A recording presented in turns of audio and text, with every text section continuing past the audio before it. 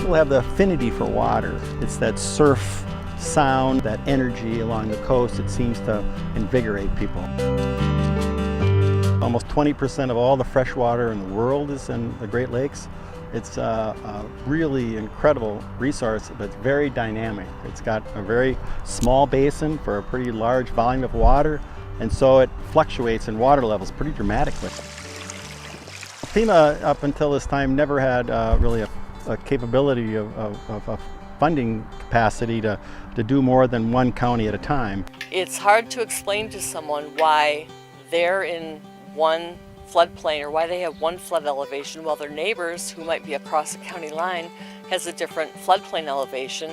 The reason might be that they were studied at a different time using a different method, and it's hard to explain that to someone because it doesn't make sense. This is Lake Huron, and the flood insurance study for the community to the north included wave action. The person here has to build to a elevation that's 2 feet higher than the person here.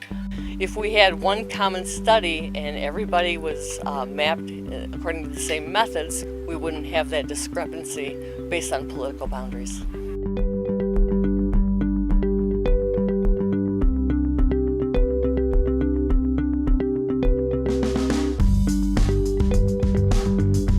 What's unique and unprecedented about this particular study is the methodology and the statistics being used to generate the information and the data, which will then feed the flood risk mapping.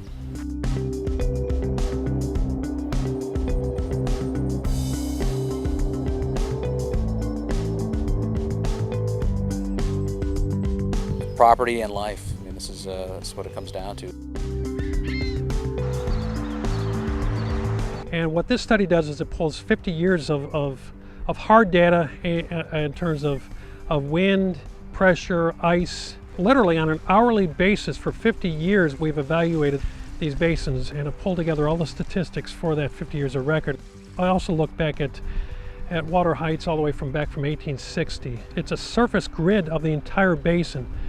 That takes high computing power of some of the supercomputers that we've been able to capture for this project. That computing power wasn't available a decade ago.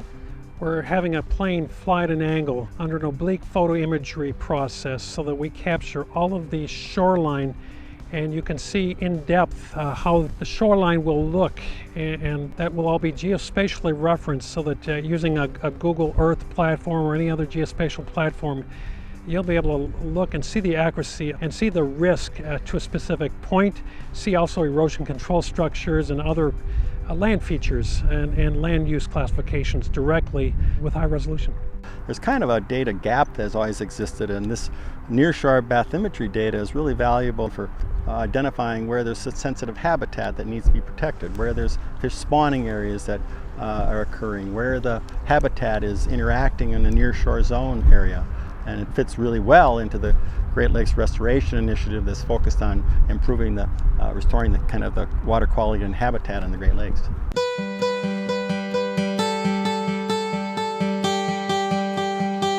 All property owners should understand what level of risk they carry, and understand the lake at its changing heights. And it's been low water period for about 20 years. And so people really aren't aware of those risks they could face. Most of the development that is at risk from flooding was built during a low water period. And so you want to make people, during those low water periods, making sure they're making good decisions, be aware that the waters are likely going to go up again, and when it goes up, they've got to be built so that they're resilient and can withstand that. There's $1 billion industry related to fisheries alone, and then tourism on top of that. The access to potable water, clean water, a safe recreational environment, that's critical to each one of the communities that use this resource. So all of this data on an integrated approach, geospatially linked, should provide the basis for the next decade worth of risk management and infrastructure and asset management that we all strive to see out of this program.